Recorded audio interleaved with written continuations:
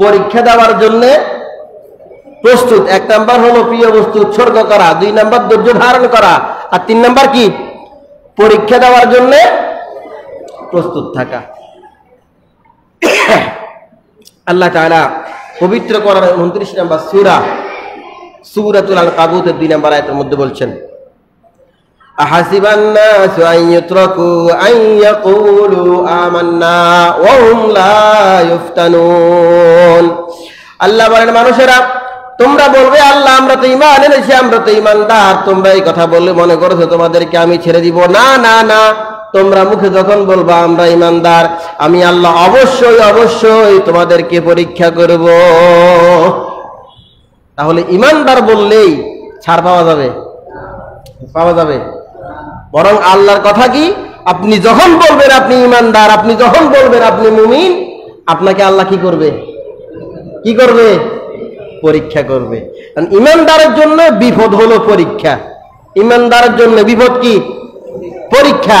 আর যেটা বেঈমান, যেটা নামাজ নাই, রোজা নাই, আল্লাহ নাই, খোদা নাই, সেটার জন্য যেটা বিপদ, এটা বিপদে, যেটা বিপদ এটা কি?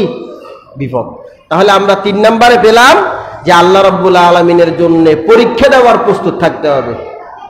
4 নাম্বার, এই কোরবানি থেকে শিক্ষা হলো তাকওয়া ভিত্তিক জীবন যাপন করা। কোরবানি থেকে 4 নাম্বার শিক্ষা কি? তাকওয়া ভিত্তিক জীবন যাপন করা। আমরা যখন দেখলাম হাবিল এবং কাবিল আল্লাহর জন্য কোরবানি করলো, আল্লাহ কি তাদের দুজনের কোরবানি কি কবুল করছে? করছে? করে নাই। একজনের কোরবানি কবুল করছে, আরেকজনেরটা আল্লাহ কবুল করেন নাই। আর যার কোরবানি কবুল করছে তিনি বলছেন, ক্বালা ইন্নামা ইয়াতাকাব্বালুল্লাহু মিনাল মুত্তাকিন। আমার ভাই আল্লাহ রাব্বুল আলামিন কেবলমাত্র মুমিন মুত্তাকিদের কোরবানি কবুল করে। কাদের কোরবানি? কাদের কোরবানি আল্লাহ কবুল করে? এখন আপনার মধ্যে যদি তাকওয়াই না থাকে, আপনার মধ্যে যদি তাকওয়াই না থাকে, তা আপনি কি মুত্তাকি হতে পারবেন? আপনার কোরবানি কবুল হবে? হবে না।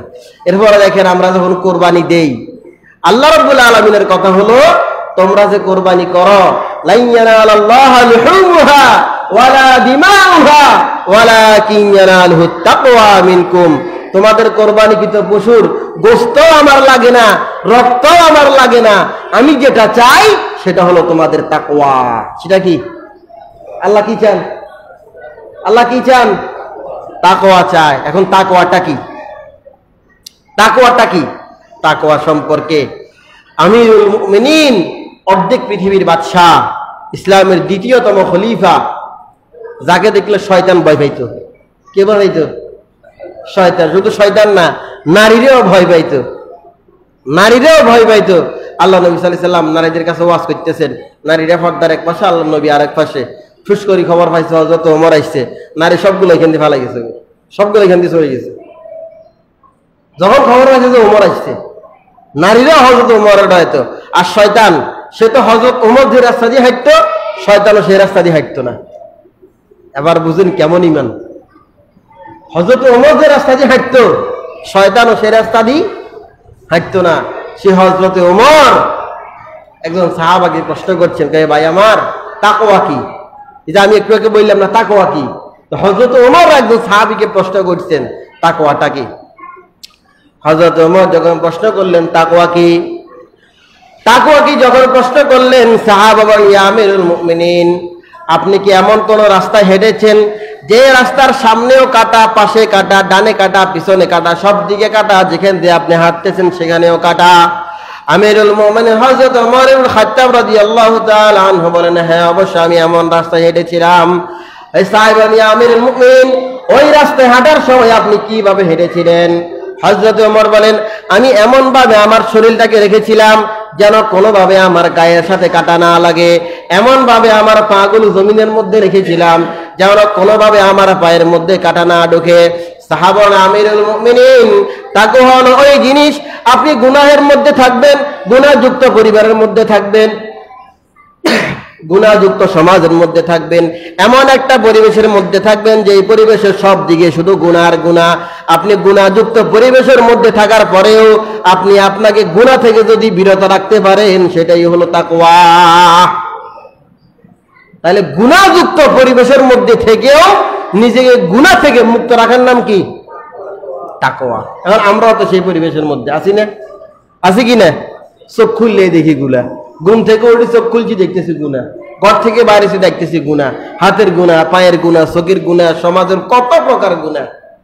এই গুনাহের মধ্যে থেকে আপনি যখন নিজেকে সেভ করতে পারবেন, নিজেকে সরিয়ে নিতে রাখতে পারবেন, আপনি যখন গুনাহ না করে থাকতে পারবেন, আপনার পক্ষে আপনি কাউকে কষ্ট দিবেন না, আপনার দ্বারা কেউ ক্ষতিগ্রস্ত হবে না, আপনি যখন প্রতিবেশীকেও কষ্ট দিবেন না, তখন আপনি বুঝে নেবেন সকল প্রকার গুনাহ থেকে যদি মুক্ত রাখতে পারেন নিজেকে, তখন বুঝে নেবেন যে আপনি মুত্তাকি। আর যদি দেখেন যে না, বাবা মার সাথে ভালো সম্পর্ক নাই, ভাইদের সাথে ভালো সম্পর্ক নাই, ভাই আপনার লগে দীর্ঘ বছর কথা কয় না, আপনিও ভাইয়ের লগে দীর্ঘ বছর ধরে কথা কন না, আপনিও কইব চেষ্টা করেন না, ভাই এত কয় না, ভাইয়ের মধ্যে তাকওয়া নাই, আপনার মধ্যে নাই, আপনার মধ্যে তাকওয়া আছে, আপনাকে চেষ্টা করে যেতে হবে। আল্লাহকে দেখতেছেন না? দেখতেছে কিনা? এখন আপনিও ইগো নিয়ে বসে আছেন, ভাইও ইগো নিয়ে বসে আছে না, বাবা ছেলের সাথে কথা বলে না, ছেলে বাবার সাথে কথা বলে না, একজন প্রতিবেশী আরেকজনের সাথে কথা বলে না, বিভিন্ন সময় ঘটনা শুনি, আন্ডা তো মুখে হাতা করলে কথা কই না, কিল্লা কথা কথা তো সেদিনকে কই হয়েছে, কোন যে আরাম্মা কইছে এত করলে কথা কই দিলেন, আন্ডা হাতা করলে কথা কই না। এইটা কি তাকওয়া? না, এটা তাকওয়া না। তাহলে খেয়াল রাখতে হবে যে গুনাহের মধ্যে থেকেও নিজেকে গুনাহ থেকে যদি মুক্ত রাখতে পারেন সেটা কি? তাকওয়া।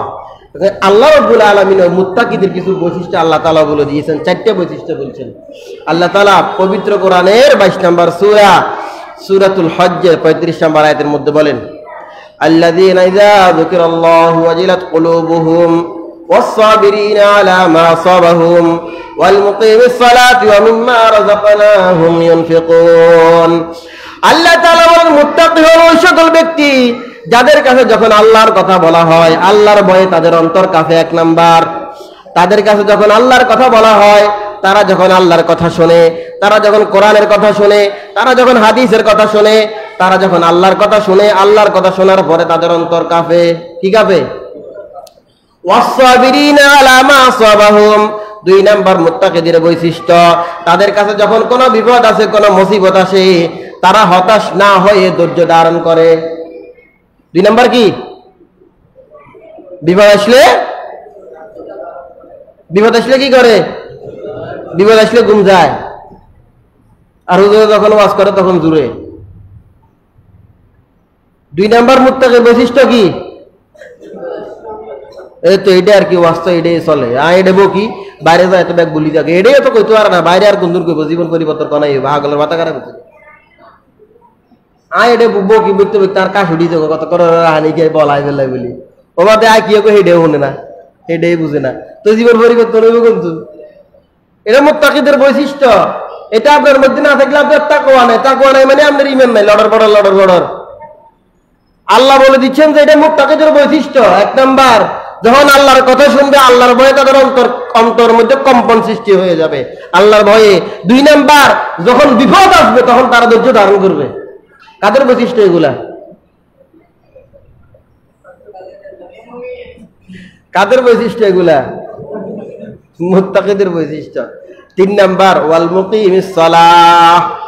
আল্লাহ বলছেন মুত্তাকিদের 3 নাম্বার বৈশিষ্ট্য হলো তারা নামাজ কায়েম করবে। নামাজ কি করবে? ওয়া মিম্মা রাযাকনাহুম ইউনফিকুন। আমি আল্লাহ তাদেরকে যেই রিজিক দিয়েছি, যেই সম্পদ দিয়েছি, সেখান থেকে তারা আল্লাহর রাস্তায় ব্যয় করবে। যাদের মধ্যে 4টা বৈশিষ্ট্য থাকবে তারা হলো মুত্তাকি। এবার আপনি আপনার সাথে মিলান, আল্লাহর কথা শোনার পরে আপনার অন্তর কাঁপে কিনা। আপনি আপনার সাথে মিলান, বিপদ যখন আসে আপনি ধৈর্য ধারণ করেন কিনা। আপনি মিলান, আপনি নামাজ কায়েম করার চেষ্টা করেন কিনা। কায়তা নামাজ হড়িয়ে না, কায়েম কোনদিন করুন, আবার বুঝেন আমরা ইমান কোনাই।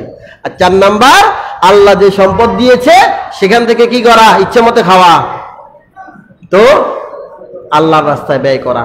এই হলো মুত্তাকিদের 4টা বৈশিষ্ট্য। এরপরে আসেন 5 নাম্বার, কোরবানির শিক্ষা হলো শর্তহীন আনুগত্য করা।